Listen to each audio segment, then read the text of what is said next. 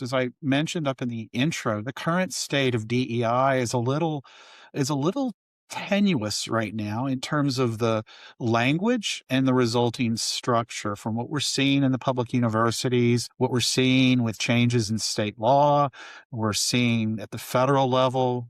I'm not getting into politics, but we are seeing the erasure of Black experience of representation at many levels, both across gender as well, what we can and cannot talk about in these places. And you said you consider yourself progressive. So what comes next? There's a lot of work to do in DEI unapologetically. There's nothing woke about it. Compassion, if I'm considered a compassionate person that cares about my neighbors, whether I'm in El Raval or Roxbury, that ain't a bad thing in my opinion. It doesn't make me soft. It doesn't make me less of a person, and it doesn't make my neighbors less of people. So I'm kind of soapboxing right here, but where do we go next? What does your work do in terms of what I'm, kind of referring to as sort of a structural reckoning? How do we keep this, pendulum swinging toward justice? Well, I think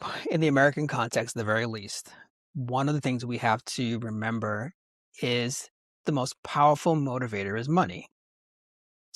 Let's start there.